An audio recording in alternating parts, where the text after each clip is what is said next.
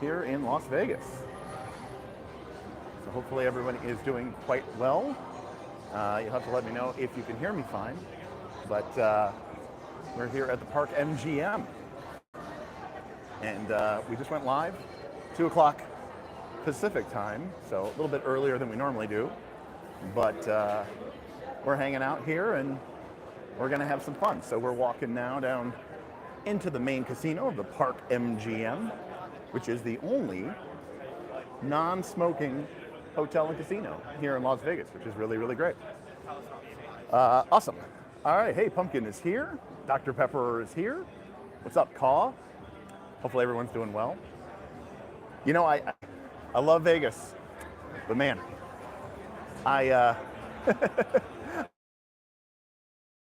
I've been following along with our, of course we're here for March Madness, but of course Night's Last Call is doing our own March Madness, right, with TTRPGs, and man, the last couple of ones have been really tough for me. Now we're down to the final 8, and I have no idea which one I'm going to do. So what's up, everybody? Let's see. Mike, thank you. Yeah, we hold on a second. This is our game. Hold on a second. I'm going to show you. This is our favorite game.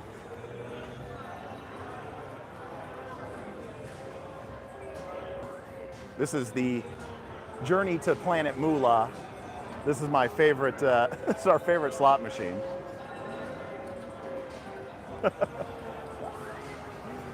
This is the one that we like to play the most. But yeah, it should be good. Sports betting has been okay. Table games, not so much. So yeah, it should be good. Oh, hey. We just had a bunch of people re-up their sponsorships, including Old Dirty Wizard, who just became a sponsor. Old Dirty Wizard, thank you so much for that. That is amazing. Thank you so much.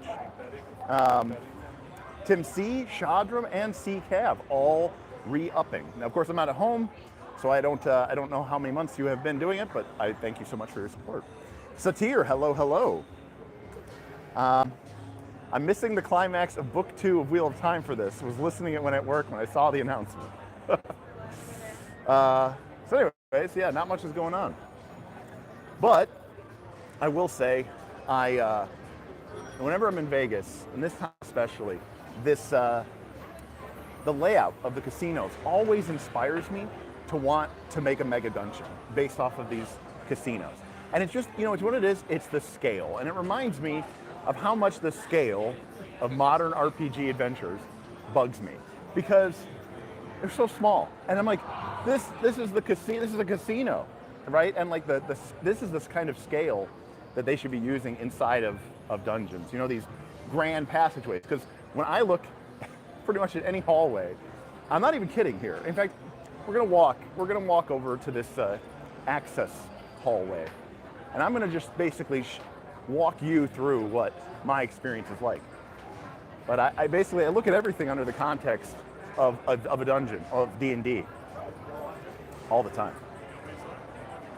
Anyways, it's been a good trip, but of course it's a little sad because when I get back home, it's going to be April, and that's going to be our final month of the studio, and we're going to have to start breaking all of the stuff down, and it's unclear or uncertain what we're gonna, do for future streams. Because obviously, I always have my streams where it's just me talking and chatting with you guys. But I really love hanging out with Bob and Smith, and it's just a fun way. Selfishly, it's a fun way for me to be able to see my friends more often. We have our Friday games, but between Bob and Aaron and everybody else being pretty busy and living busy lives, it can be really challenging for us to even get in 3 Fridays in a month, let alone 4 or all 5 Fridays in a month. Yes, surprise Vegas stream. Welcome, Elia. All right, so we're coming up here. I'm gonna, again, this is the kind of sick mentality that I have. I want to figure out if there's a way to find like blueprints of these Las Vegas casinos. Actually, that might be a fun live stream, if I can find them, is to find like blueprints, or not blueprints, maps or something of these Las Vegas casinos and talk about why I think this would make for good dungeon design. All right, so a lot of these casinos that are owned by the same group are connected via these sort of back access hallways. So we're leaving the Park MGM and we're heading towards the Aria. So there's this kind of back hidden passage. It's not hidden, but my point is, this is not the main hallway, okay? All right, so look at this hallway, all right? A couple of things. Now, number one, I don't know if the scale is really good here, but I'm gonna walk over to this wall. But like you can see, you know, I mean, this is one, I would say that was a 5 foot square, that was a 5 foot square. You know, I'm gonna go with this is a 15 or 20 foot wide corridor. So that's number one. Number two, look at the way that they have the crenellations, the pillars, right? So even from like a tactical perspective, right? Like you can look at the cover, right? And you can totally imagine that if you're standing like in this square, you have cover, and then if you were to like take cover, right? So now we're actually taking cover. It's just so much more interesting than just so many standard, you know, way that things are aligned. And like, look at like the little details here. Like, here's like just a door, right? Going into this conference center. But if this was a door in an AP, it would be right here along this line, and you would just have the door here. So, but instead it's set back, you know, maybe about 1 square of distance, right? 1 5 foot square maybe. And so there's this interesting area where you can, you know, someone could be hiding here or a monster could be lurking here. And then you come out and boom, then you're there back again. And again, look at the cover, like look over here in this corner. See, there could be somebody, a monster taking cover there or a PC taking cover there. So there's all these just really interesting, just, I don't know, when I look at these layouts, I just think about how much cooler this casino is than like most design dungeons, you know? So it's really just absurd to me. It's really funny to me. Let's see here. Animazemon says, casinos are great dungeon design. Wow, never would have thought of that. I mean, I've heard that they're designed to be sort of labyrinthine and confusing, and you're not sure how, you know, you would get out. But even little things, like for example, going back to my thing here. So we're in this hallway, this back access hallway, right? But here to the left, you can see the pool area. And so there's kind of like a preview area of this. So it's like, you know, I'd love to see more dungeons that had like courtyards and outdoor areas and just very different styles of environments within them. I just think it'd be so much cooler. Almost like less dungeon design and more like palace design. So I don't even think it has to be a heist map, Alia. I just think it should just be more interesting layout and more interesting design. Pumpkin says he's imagined his job as a casino dealer as being a dungeon many, many times. MGM Hex Crawl, can you survive the buffet? oh, Mike, casino security is always watching you, but they are definitely watching me right now. Because I'm sitting here taking cover and pointing out lines of sight. Oh. But yeah, so like, yeah, John, so like, you know, the thing about like what I was saying about the door thing is just like, it kind of gets back to that 4th edition style of encounter design that we talk about sometimes, where, you know, you have to be thinking about multiple things when you're doing a design like that. Because when you do that, you really need to be thinking more not just about, is this a good dungeon for layout and for design, but you need to be thinking about how you're going to use that inside the play experience. So for example, a good dungeon in maybe 1970s and 1980s just needed to be an interesting place to explore. And we've talked a lot about that on this channel, right? We've talked about, you know, jaquaising the dungeon, as it is, sorry, get it right there, jaquaising the dungeon. And we've talked about cyclical dungeon design, right? We've talked about how to create loops and patterns and not just get caught up in linear design. That's great for exploration. And you know that we've also talked about 4th edition inspired design, where you have an encounter area which has plenty of areas for artillery and brutes and soldiers and interesting terrain options. But in a modern D20 game, like 4E or Pathfinder 2nd edition, which has a strong tactical element, and in theory, should have a strong dungeon exploration element, I think you need to kind of think about both at the same time. Oh, some just got a bonus. But yeah, so thinking about things like when you look at a corridor or you look at a door, you need to be thinking not only is this an interesting thing to explore, but will this be good for a fight? Or is this just going to end up being a boring, 10-foot wide hallway into a 30-foot room? And there's no tactical sort of crunch to that, to that area. Frosty says, I think IKEA might have the win. Yeah, IKEA's pretty good. I just think that there's a lot of inspiration can be found anywhere, which I think is going to be really, really fun. So anyways, we didn't have a Thursday stream, so we're not going to do we had our tip goal, which was to do a stream from Vegas, which filled, but only because one person tipped and said, well, you don't actually have to stream from Vegas. So we're not going to stream for like a super long time today, but if anybody does have any comments or thoughts or questions, I'm happy to give you guys some time here.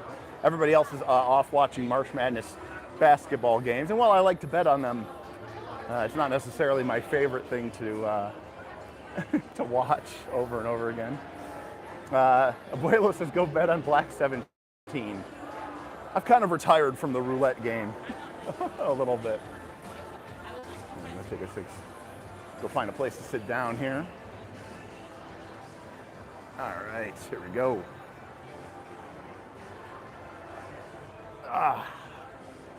All right.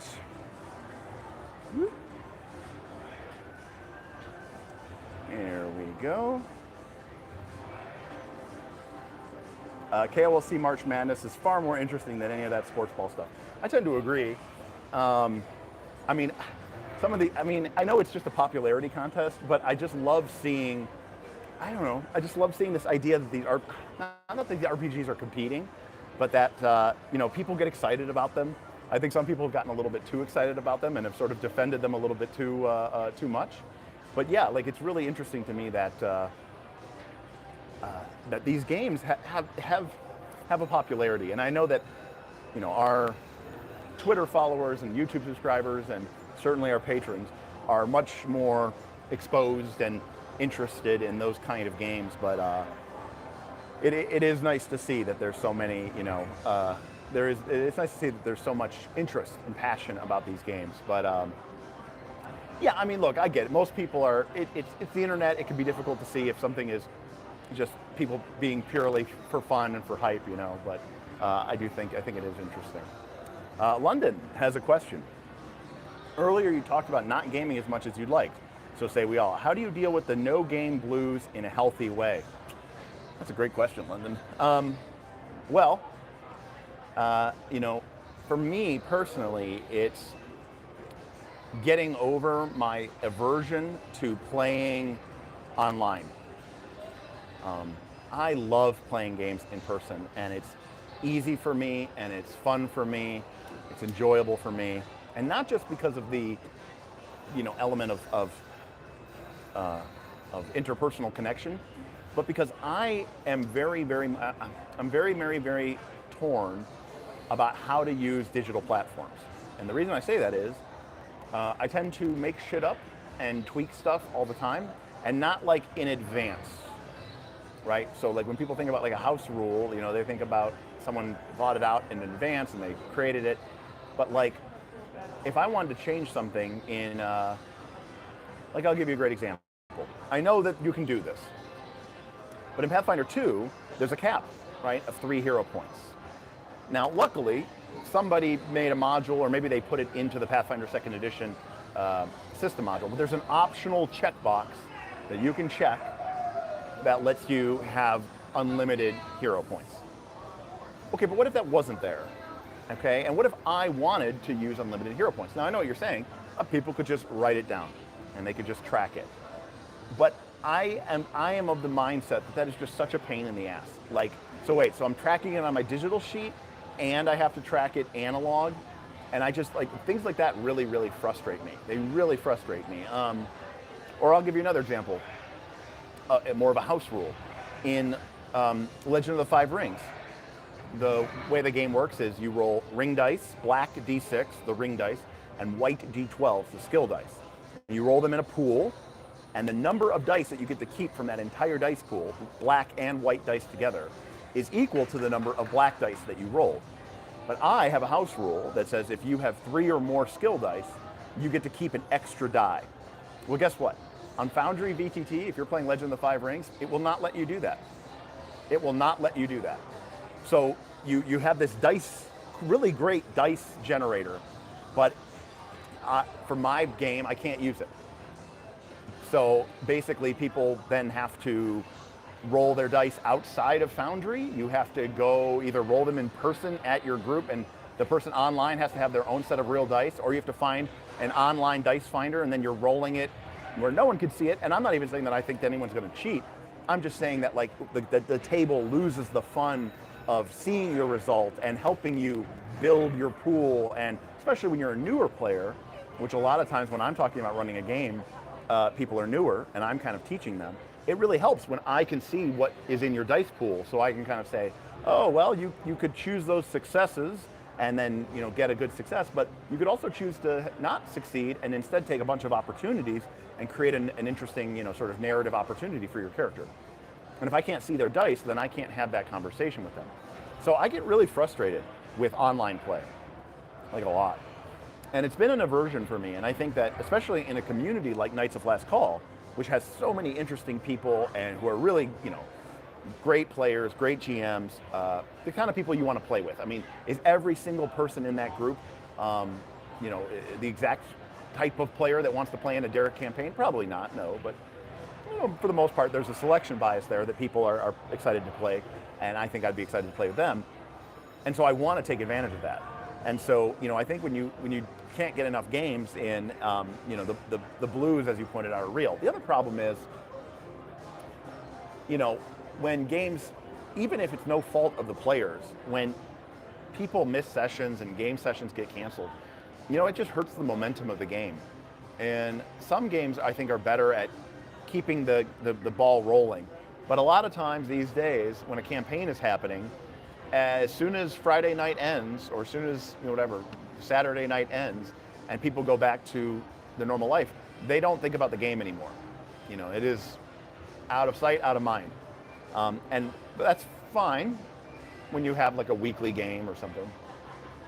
But if like that weekly game ends up getting canceled for like 2 weeks in a row, and suddenly it's been 3 weeks or a month since you've played, and no one's even thought about the game even once, that could be really problematic. So, I think that it's not a solution that I have or it's not a problem that I have a great solution to, London.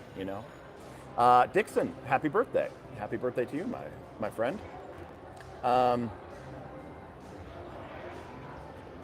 see. Elias says, as an avid VTTer, I've learned that officially supported Foundry modules makes a massive difference versus something a third party cooked up in terms of integration quality. Okay, agreed, but the problem again is I still want to change things a lot. And so I know people love Foundry, but I have really, really been really tempted to maybe go more towards Owlbear Rodeo and try to find a hyper minimalist. And I know that's going to put more work, God forbid, onto the hands of the players. That I think would be the most interesting part is, for me, is having a very super light game where people essentially still have a character sheet in front of themselves, Because this even reminds me of Bob when we play Pathfinder 2. I would get irritated. I mean, I know it sounds stupid, but I would get irritated and annoyed when he would show up to a session with his character sheet printed out. Now, because he knew I didn't like tablets and stuff like that, right? I just thought it was so annoying because he'd have it printed out and in ink, on printer ink, and something would happen and I would go, okay, well, blah, blah, blah, something happens, and erase that. And he's like, okay, and he just has to scribble it off his sheet. Or God forbid, he's playing on Path Builder and he has his character up in a tablet and he goes, it won't let me do that. I can't do that. And so it's kind of it's very, very annoying. I don't know if these people are being annoying, but we're getting a bunch of horrible people in here. So if people keep being annoying in chat, I'm just going to ban you. And so yeah, I think that I've kind of become more interested in a minimalist VTT, but I also feel like that's more annoying for the potential player. Yeah. So. Anyways, yes, I agree. There's some spammers there as well. So don't worry, we'll deal with the spammers as best as we can. It's interesting that we normally don't get that many spammers. But I don't know. I feel like when I'm trying to teach somebody a game, one of the big advantages that I have of playing on a VTT is it does do some of the heavy lifting for you. And when I'm like, hey, you need to go and figure this all out by yourself, it can be really, really frustrating. So. Ron, who I'm in Vegas with, says, play the giant dancing drum explosions and shoot. Wait, Ron. Hold on a sec. You mean this one? I'm actually sitting in it, I think.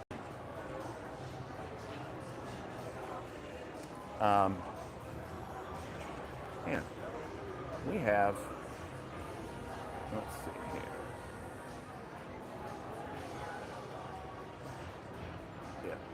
Yeah. We are getting just so many. I don't know why. Oh yeah. I was like, we saw the demo screen. We're like, wow, somebody just hit something massive and he's recording it. Look at this fucker. They thought I was like a big streamer. Yeah, exactly. We never, we normally don't get this kind of thing. I wonder if it's because I'm live from Vegas and like YouTube knows that. And so it's like showing it to different people, and maybe like when people stream from Vegas, that is, like, I think that's probably exactly what's happening. Vegas was in my stream. I said live from Vegas, and so, stuff like that. But,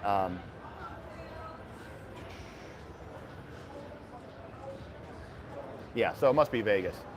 So in any case, just timing people out left and right. Yeah. Oh, cool. You live in Henderson. Cool, Black Pearl. That's awesome.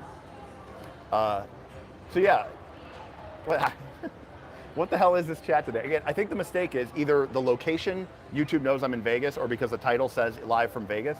I think it's just bringing in a lot of people that normally, because like a lot of people go live from Vegas and they stream them playing slot machines and stuff. And so I bet you there's a lot of people who want to get in there and be like, are you interested in making 0% money down and all this other crap that we normally don't get? So anyways, we're not going to stay long. We're not going to stay live for that long. Yeah, it must be the title. But yeah, I think that I'd like to play more. Now the advantage, I suppose the advantage, but one of the responsibilities that I have through the Knights of Last Call is that I need to run games for my patrons. I mean, one of the perks of being a higher tier Patreon is that people get to play games with me. And I'm in the process of setting up some of those games, so I'm hoping that this will be a learning experience. Corporate contact. What's that? Corporate contact. No. You have to have permission to do this. You can't just come here and do this. Oh, okay. Yeah, no, I'm actually not streaming about casino gambling. I'm just streaming about tabletop role-playing games. I'm being kicked out by security. No, I'm not kicking you out, but you said you can't continue doing that. All right. Unless you contact the corporate. Oh, okay, no, I'll just walk over to my hotel room. You got permission to do it? So see, we're gonna have to go anyways. That's all there is. No, that's no problem.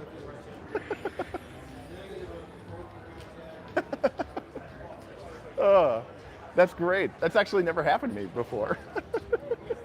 What casino am I at? I'm at the Park MGM. I'm a threat to security. Oh, that's really good. I did. Well, I didn't get kicked out. They just politely asked me to leave.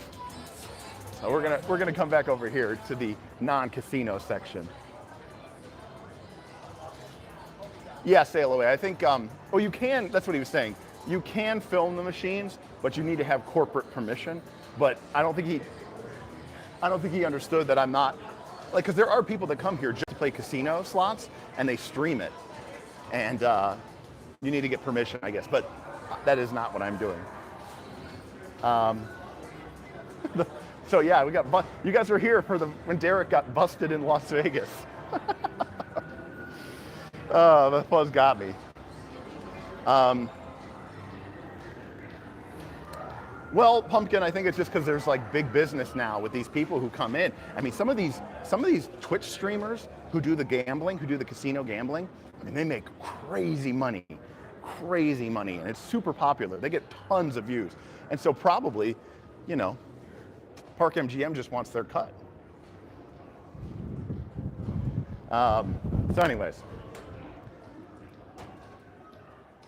Yeah, it didn't help that it did not help that I was sitting in front of a slot machine, 100%. It did not. Thank you, London, for the super chat. Scammers and security suck. Super chats are better. They sure are.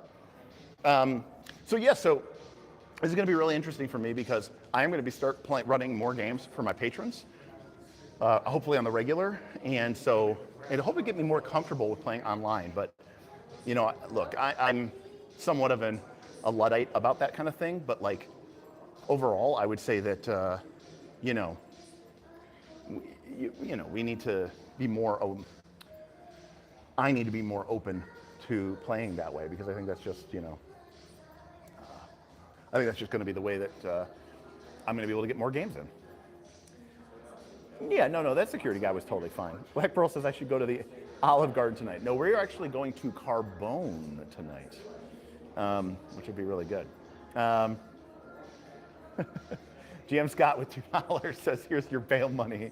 I need it, buddy. Man.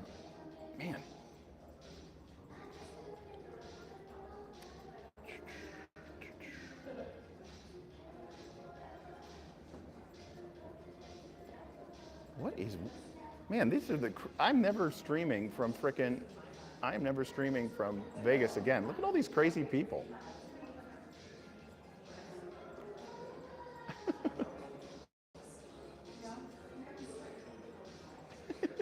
Jesus. Oh man, a lot of things being deleted today. So anyways, Jesus Christ.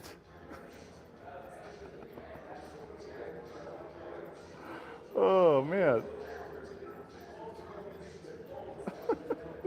this is wild. Lollipop says this whole time. I have a notification because YouTube is like, this whole time I'm worrying about content creator burnout running games, and Derek just wants to play.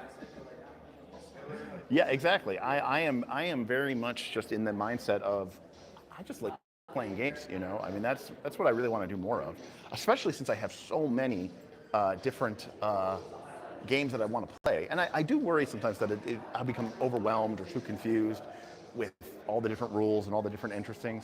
And so, you know, it is a concern of mine, but you know, there's just too many games that I want to play that I can reasonably play with my friends. Maybe if I hit it big and I win millions of dollars here, I can hire my friends to be full-time players. Shout out to Sailaway for another $2 for my bail money.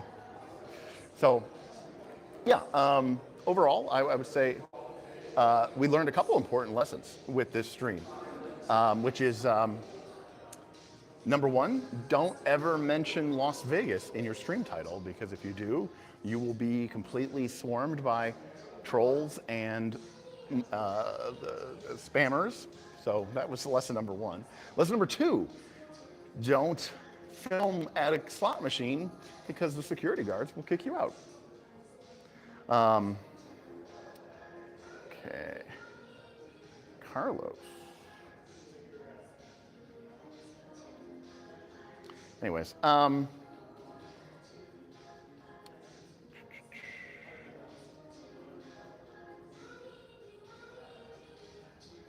so anyways, man, what a weird chat this has been, everybody. I'm sorry. Jesus Christ. Oh, this was a mistake, clearly. Anyways, so we're gonna be back Tuesday. We're probably gonna have a, Jesus Christ, what is going on? This chat is unreal. It is, Vuelo, it is completely out of control. Holy shit.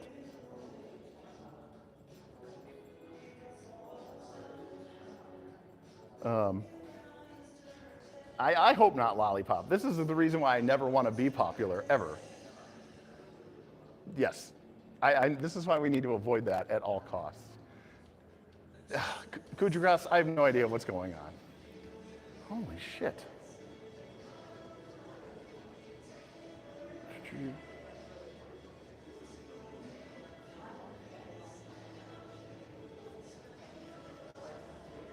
Jesus Christ.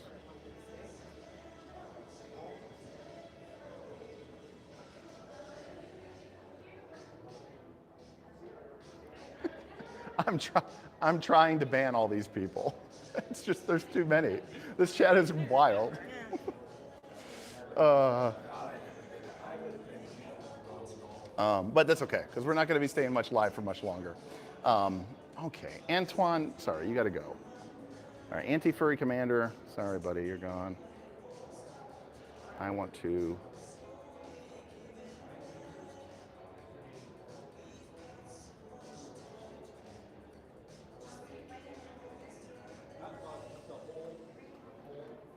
It's hard enough to mod, let alone when you're doing this. So anyways, yes, never go live from Las Vegas without a mod on hand. That is absolutely, completely true. That is, again, lessons learned. Kujagras, I'm just here because I go to Las Vegas a couple times a year to have fun and go to good restaurants and gamble a little bit and see some shows. And if it's nice out, you know, hang out at the pool.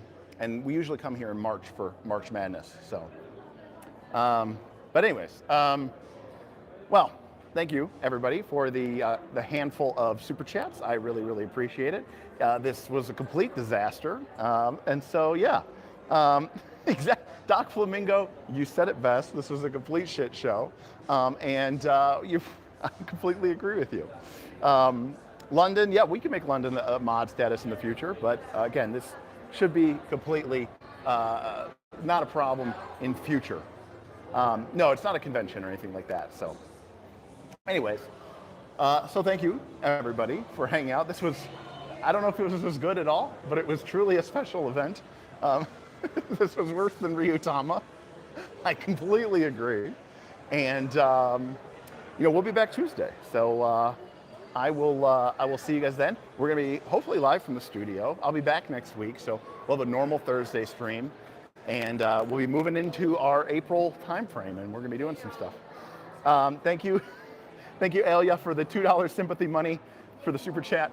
It is needed. This was a completely disaster stream. Pepper, yeah, kind of. It was just a very brief stream from Vegas, but all the chat was completely overrun with spammers and trolls. So I'm sorry that you came in just at the end, but it'll be worth it to read the chat log. I mean, I'll tell you that much. All right, everybody. So stay tuned, because we also have our final of our March Madness TTRPG tournament. So if you have, you know, we'll have our top Elite 8, and then our Final 4, and then our championship. So make sure you vote for your favorites, and you know, rally to the cause. But I mean, the last final 8 games we have are all really, really good ones. So it should be good. It should be good. All right, everybody. I will talk to you later. Hopefully, when we're not having to deal with all of these streamers or all these troll spammers. All right, everybody. I'll see you later. Bye.